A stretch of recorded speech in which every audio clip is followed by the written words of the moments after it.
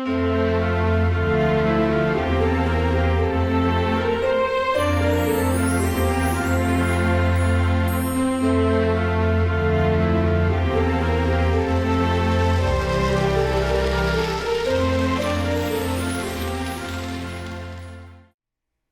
and welcome to a 12-part mini-series I'm doing this holiday season called the 12 Days of N-Scale. And what you're looking at here is what passes for my holiday layout. This is set up on the desk in what used to be my home office.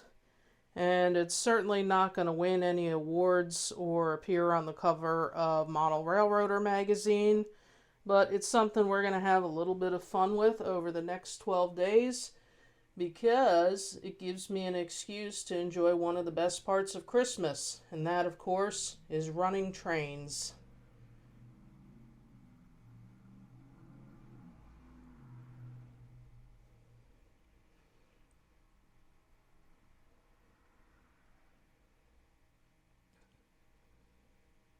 So you can see the layout is just an odd mix of things I've collected over the years and gifts that people have given me.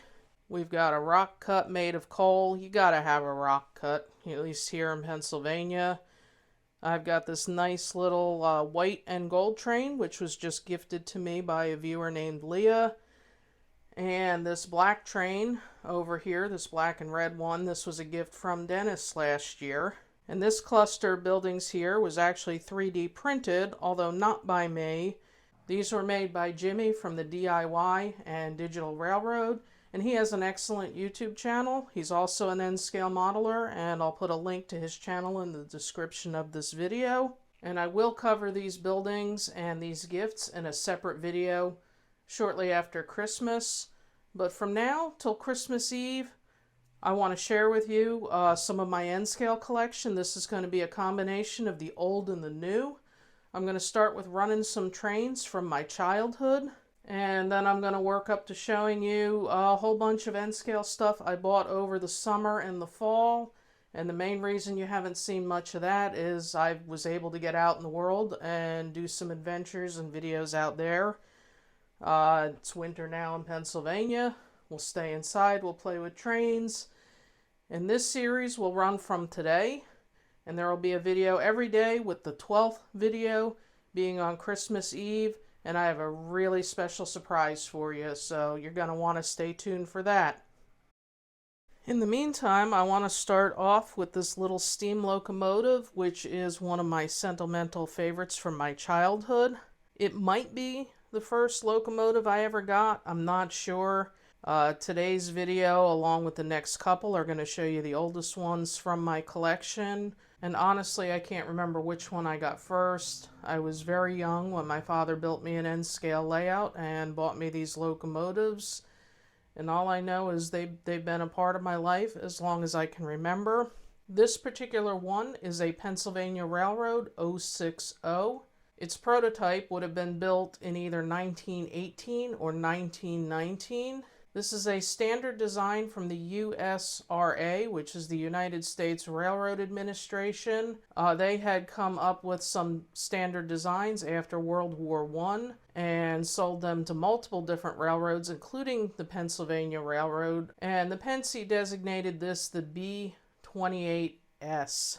And this particular locomotive is number 7946. And this N-scale model is made by a German manufacturer called MiniTrix. When I unboxed my old collection, this was one of the old ones that barely ran. And I recently had it repaired and serviced by Tom from Trains and Lanes Hobby Shop in Easton. And Tom did a fantastic job of restoring this one to running condition. I do want to learn to work on my own locomotives, but this one being, really so small and intricate, I really felt better taking it to somebody who knew what they were doing.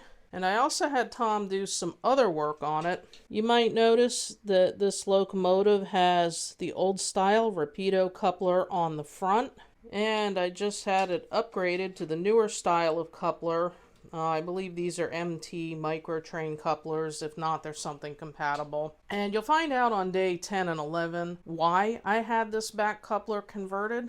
But you can actually still buy this locomotive new, and the new ones do come with the knuckle couplers already installed. And you can see Tom did a nice job getting this running again. It runs very smoothly, both in forward and reverse. So in real life, this was used as a switching locomotive, but during the time I've had it, I have always pulled these 3 Pennsylvania Railroad coaches with it. This would not be prototypical use, but I do seem to recall getting this locomotive and these cars at the same time.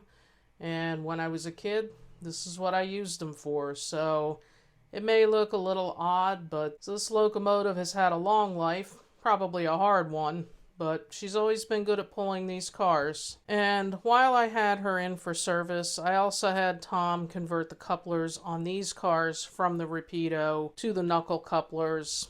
And again, on days 10 and 11, you'll see why I had this done, because there's something else I'd like to pull it with. And those of you regulars to my channel can probably figure that out, but we'll dive into that later. For now, let's watch this one run.